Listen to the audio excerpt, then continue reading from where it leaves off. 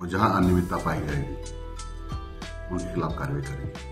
राजस्थान में बीजेपी की सरकार आने के बाद अब स्कूलों में ड्रेस कोड को सख्ती से लागू करने पर विचार किया जा रहा है। ऐसे में सवाल उठने लगे हैं, क्या राजस्थान के स्कूलों में मुस्लिम लड़कियां हिजाब पहनकर नहीं जा सकेंगी? क्या सिर पर टीका लगाने पर भी पाबंदी लगाई जाएगी? क्या धार्मिक नारों पर भी प्रतिबंध लगाया जाएगा? इन सब सवालों का जवाब आपको द हिंदी एडिटर न्यूज पर मिलेगा।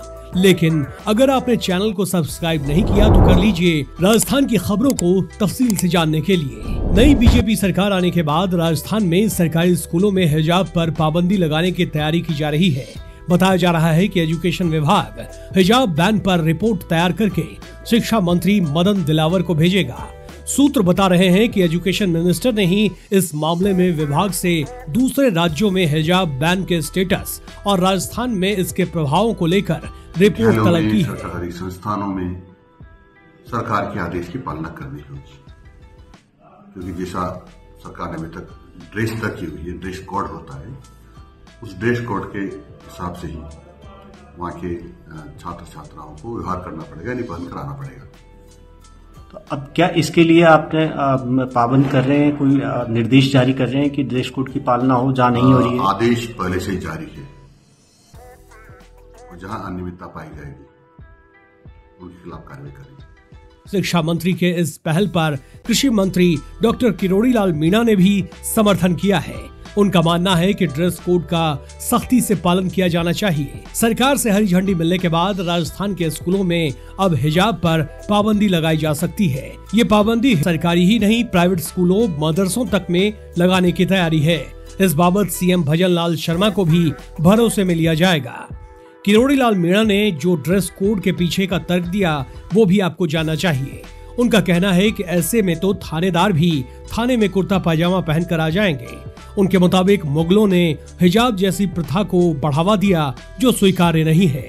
जब मुस्लिम देशों में ही हिजाब बुर्के पर पाबंदी है तो हम क्यों अपनाएं? आखिर इस विवाद की शुरुआत कहां से हुई? दरअसल कर्नाटक की बीजेपी सरकार के हिजाब बुर्का बैन मामले को कर्नाटक हाईकोर्ट ने भी सही ठहराया था। हाईकोर्ट ने हिजाब बैन के पक्ष में फैसला सुनाते हुए कहा था कि स्कूल कॉलेजों में ड्रेस कोड सही है।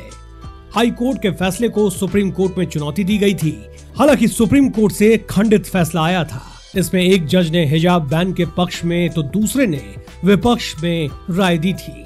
कर्नाटक में कांग्रेस सरकार बनने के बाद बीजेपी सरकार के हिजाब बैन के फैसले को पलट दिया गया था। कांग्रेस सरकार ने स्कूल कॉलेजों में हिजाब और बुर्का पहनने पर छूट दे दी थी, लेकिन राजस्थान के स्कूलों में ड्रेस कोड लागू है। स्टूडेंट्स को एक तय ड्रेस में स्कूल आना होता है। इस पर कभी कोई विवाद नहीं हुआ। कई स्कूल कॉलेजों यूनिवर्सिटी में भी ड्रेस कोड लागू है। राजस्थान में इस विवाद की शुरुआत हुई बीजेपी विधायक बाल मुकुंद आचार्य के दिए बयान से। उन्होंने अपने बयान में हिजाब बुर्का पहनने को लेकर मुद्दा उठाया था। इसी मुद्दे को लेकर विधानसभा में कांग्रेस विधायक रफीक खान ने सवाल उठाए और मुद्दा सियासी हो गया। बाल मुकुंद के मुताबिक उनका जोर सिर्फ ड्रेस कोड को लेकर रहा। उन्होंने कहा कि वो मदरसा भी गए थे, लेकिन वहाँ उन्होंने ड्रेस बदलने की बात तो नहीं कही। हर जगह का अपना ड्रेस कोड तय है, स्कूल में ड्रेस कोड के हिसाब से ही आना चाहिए। बाल मुकुंद आचार्य के खिलाफ छात्राओं ने प्रदर्शन भी किया था, जिसके बाद विवाद और बढ़ गया। कांग्रेस विधायक रफीक खान ने बाल मुकुंद के विवादित बयान को सस्ती पब्लिसिटी स्टंट बताया।